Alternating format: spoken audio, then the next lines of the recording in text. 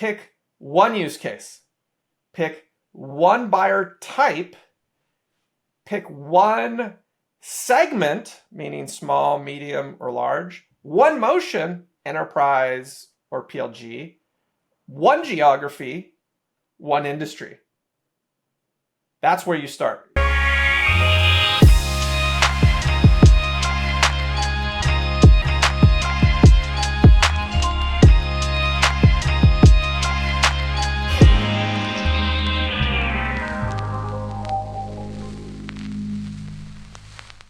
Alex, I am so excited to have you here on Leadtail TV. Thank you so much for being here with us today. I'm really excited to do this with you. Thank you. Oh, thanks for the invite. I'm excited to talk. Cool. Well, let's jump in. I talked to you a little bit about your mechanical engineering background, which is super neat, and I want to talk to you about how you have really just shaped your experience as a mechanical engineer. You're starting as a marketing leader, then CMO, and now a CEO. How does the mechanical engineering background play into all of those things and leading up to today? How do you see that playing out? Yeah, it's not the most usual path on the road to CMO and CEO, but somehow it makes a ton of sense for me. I, as a young guy, I really liked building stuff and inventing and solving problems. And, I pursued engineering because, well, my dad was an engineer. I really looked up to him. And I thought, oh gosh, I want to be like my dad. And then I got into electrical engineering of all things. And then after my first circuits class, decided mechanical is the way to go. I kind of like physical things more. And so what I found though is like engineering education is pretty valuable because you can apply it pretty much anywhere. It's the idea of breaking down gnarly problems in a methodical way, starting with your objective of the problem you're trying to solve. You state your facts, you list your assumptions, you get to result, you test the result, make sure that it fit your initial, idea or hypothesis. And so it's a mixture of like the scientific process with problem solving and math and a bunch of other things. But I actually was like a little bit more drawn to the creation side of engineering. So I took a couple detours. Detour number one was about identity. So I didn't feel like I fit in with the other mechanical engineers. They're fine people, but socially, just that's not where I gelled. And so it turned out that I'm a son of an immigrant and my mom's from here, but I just never felt like I fit in. So I decided to go deep into improving my Spanish. My dad's from Mexico. He immigrated when he was 15. So like I spoke poorly, but I didn't quite fit anywhere. Kind of a typical Chicano experience, and decided to go really learn Spanish in earnest. Go study abroad in Spain, take Chicano literature classes, which were some of my favorite. So again, these things like no one ever wrote down for me. I had no idea I'd be a CMO or a CEO down the road.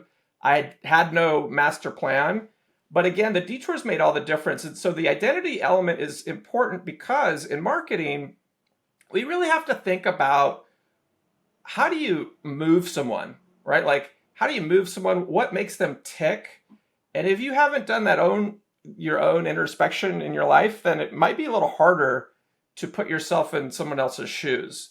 So in a weird kind of way, me growing up bicultural and, code switching as a matter of course between different groups, that's actually super valuable as a marketing person, right? Like to walk into a different audience or persona and start speaking their language and being identified as one of that group, that's incredibly powerful. And so I feel like I actually had a little bit of an advantage because of that in marketing, because I've marketed to all different buyers. I've marketed to CFOs, I've marketed to heads of product, to developers, to marketers, to salespeople. And to me, it's not like it sounds hard, but like if you understand some of those premises about identity, and self-actualization, then it's kind of easy to unlock that key. you have to work with people, right? Like to be successful in like leading anything, you have to be able to connect with many different people. And in marketing, on our teams, we have artists that are in the brand team. We have engineers on the growth engineering team, and we have all points in between. And we have to be able to get along, work with, and sometimes inspire people that are very different from us. And so that element of social, again, like it sounds trivial that I wanted to go party, but that was true. Like I needed an environment where I could talk to a lot of different people, and that brought me energy. So again, mechanical engineering is one of the three building blocks in my story. It is probably one of the more unusual ones on my road to CMO, but I think it's really helped. That's the connection, and I still lean on those skills all the time. Speaking of coding, so it's interesting because one of the things that I don't actually talk about as much, I don't know why, but in college I was, and a little bit after college, I was a programmer. And I respect everything that you were just talking about how, it raises the conversation to a deeper connection with, the people that you're talking to when you're building product and doing things. And now my reason for programming was actually because I got an F on a jazz paper and the link to the site went down. So I had to go get HTML books, rebuild a website, and send it to the professor so that he would actually reverse my grade to an A because that was the only way that I was going to get my grade back. But then I thought, wow, this programming stuff's pretty cool. So I started programming. Long story short, I respect anybody that can really create that kind of conversation. Having that mechanical engineering background certainly does that for sure. And I'm also curious about your background as a marketing leader at startups too, because one of the things that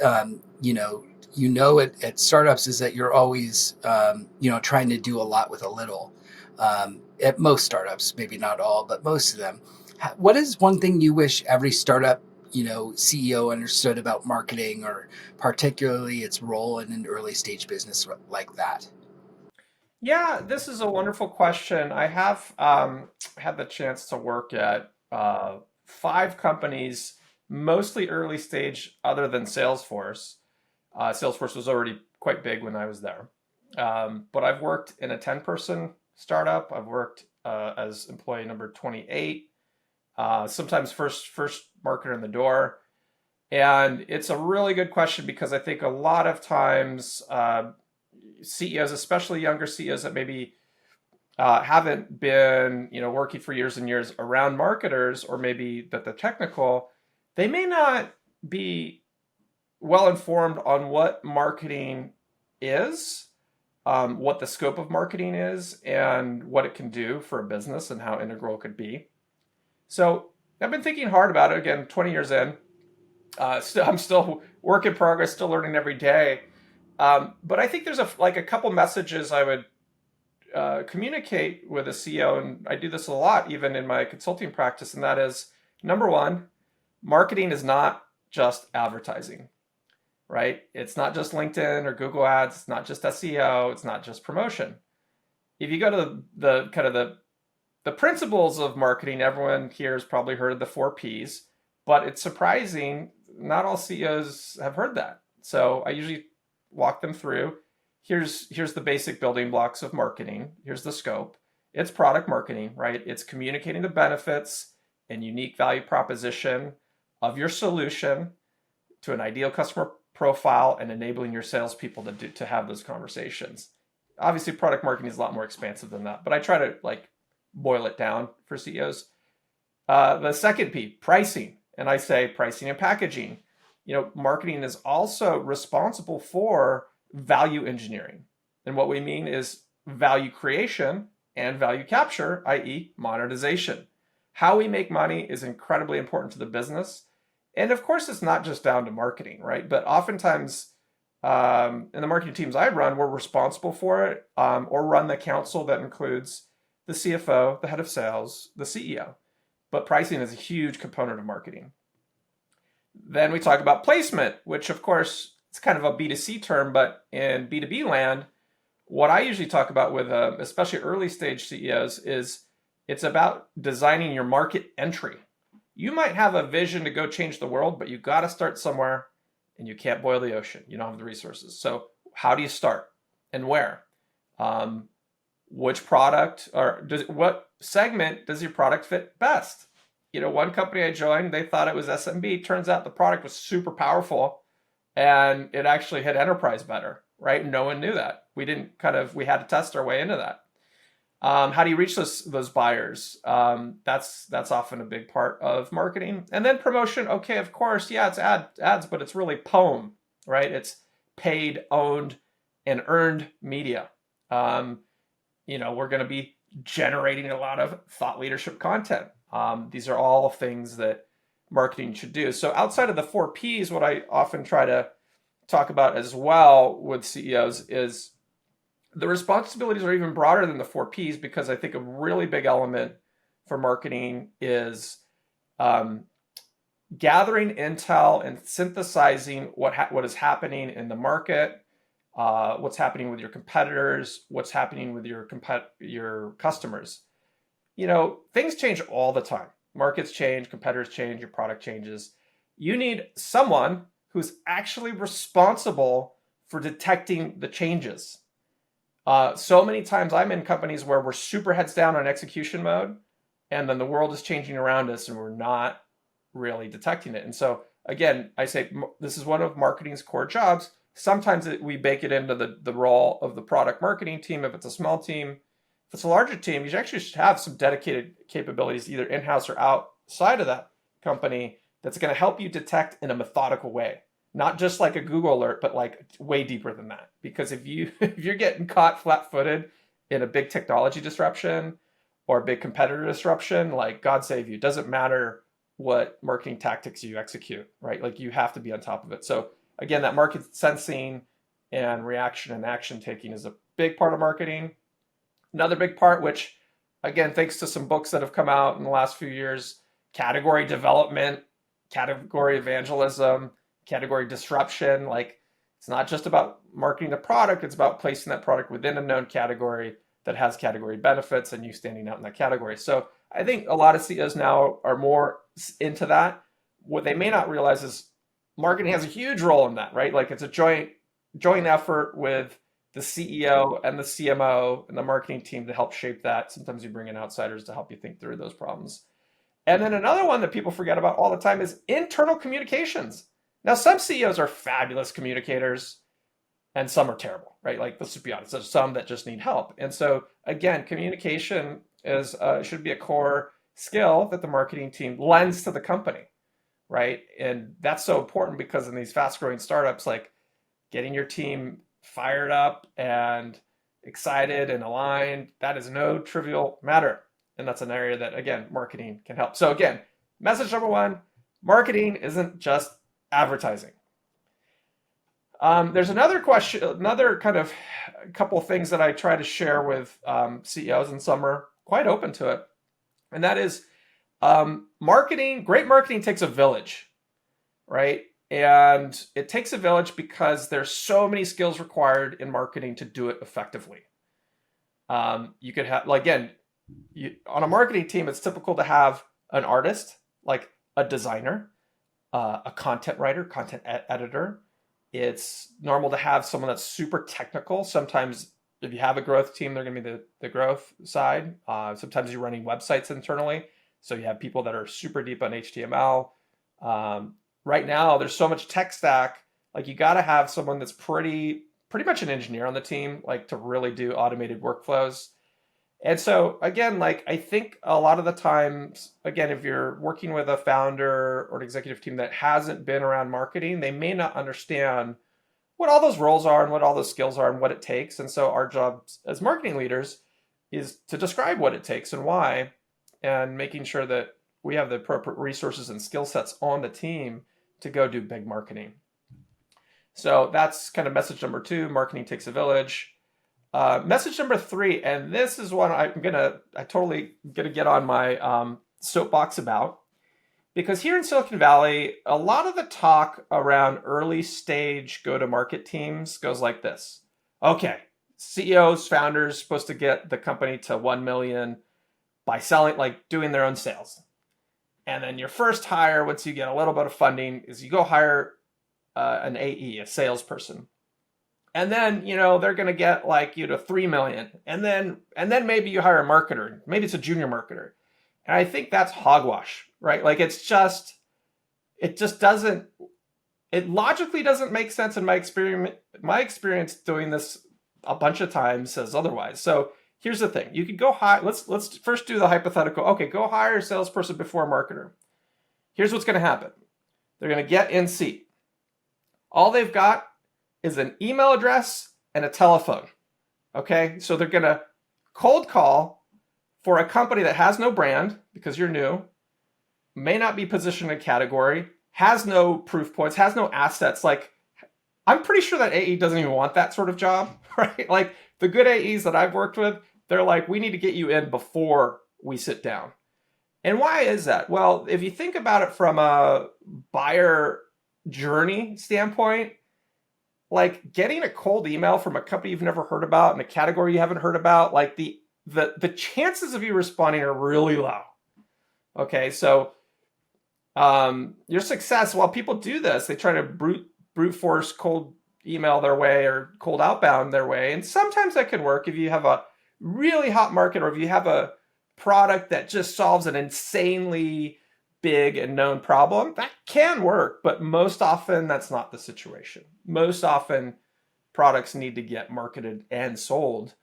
But typically, like, you first have to drive interest up in a category or develop a new one or disrupt an existing. That takes time, right? You need to like start nurturing leads and getting them in a sales ready state. And that takes time and effort. So again, like I'll go back to Tray.io where I started. I think the company was like, there's 10 people. I was the first person in the door in marketing. We had 30 non-paying customers. We had $7 million Series A. We even had a really good SDR, and he's like going all out, but we had really not a lot, right? So what did I have to do? I first had to go call the 30 non-paying customers, understanding why they were using our product. Like, why did you buy? Is the first question. Why buy anything? Why did you have to buy it now? And then why did you buy us? And in this case, it's why did you use us or use us for free, right? So you have to understand these things. You have to develop then,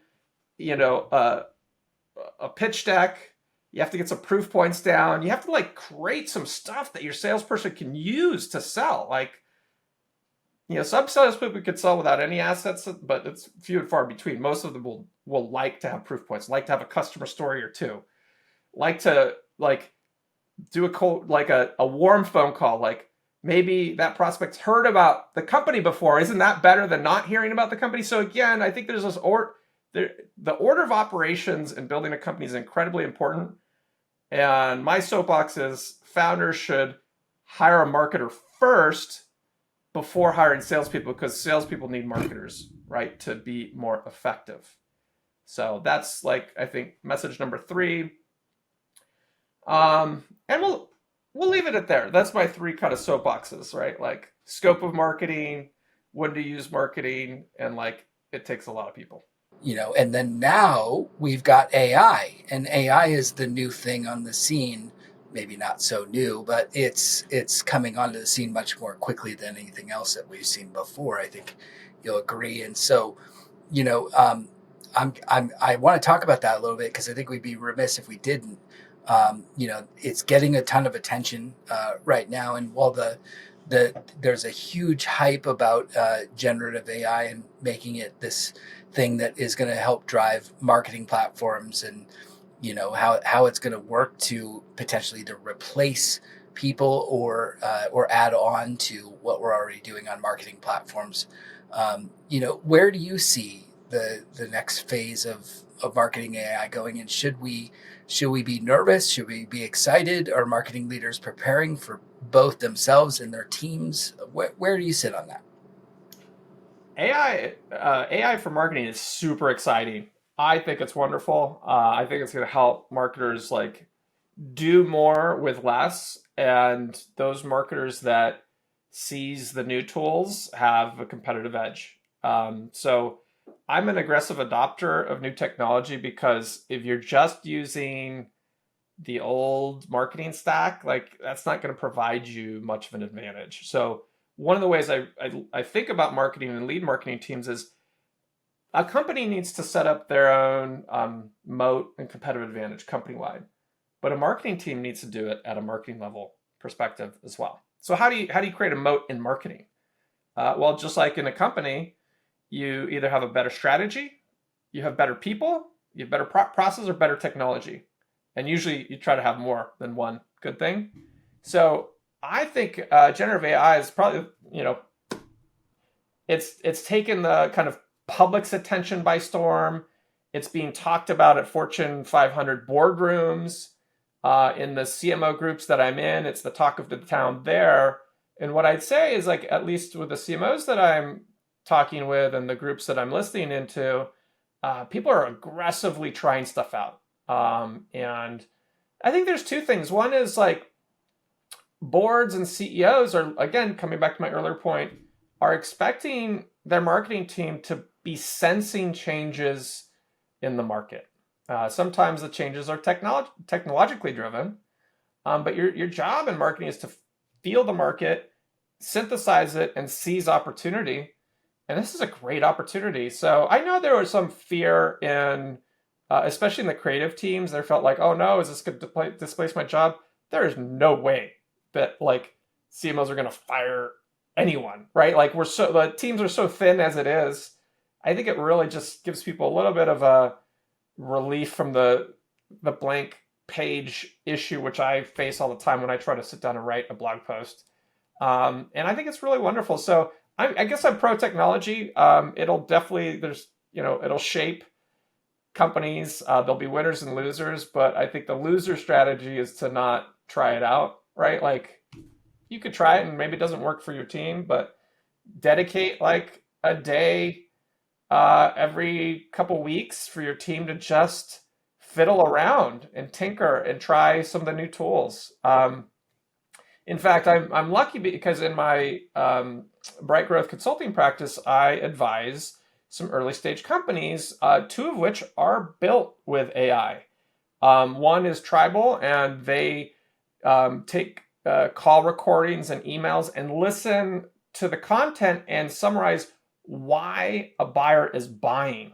And like, that's a miracle because I'm a big proponent of Gong and Chorus, love those tools, could finally get some insight on what's happening in deals, but you can never sit down and listen to all the calls. Like if you listen to 5, you're like doing great. But if you're in a company that has a lot of deals happening, a lot of calls happening, there's no way to synthesize what the hell is going on in the marketplace. So you could take AI and ML and synthesize that into reasons why people are buying. Now, this to me is the holy grail. That's why I was so excited to work with that company, because synthesis of what's happening is what marketing should be doing, but it's incredibly hard without technology. There's another company I advise that uses AI to improve negotiations. The company's called Ozeki. Like think about, marketing gets it, but sales gets it even more. And that is in a B2B sale, most of the time there's a negotiated deal and there's red lines and you have to send it over to your general counsel and they go argue with the other general counsel and they back and forth, weeks pass and your head of sales is like, I got to close this deal. Where's this deal? And it's stuck in red lines and it's total disaster zone of slowing down deals. Turns out you can bring in AI, and AI is really good at studying words, really good at optimizing complex situations. And turns out you could use technology for better, more efficient negotiations that are a win-win. The point in negotiations isn't to like kill the other party, but to come to a negotiated place that's better for everyone.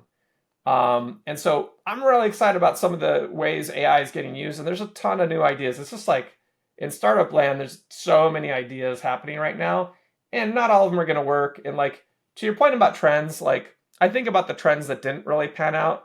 Anyone remember Second Life back in like circa 2006 to 8? Like that was, all the rage for a year or two.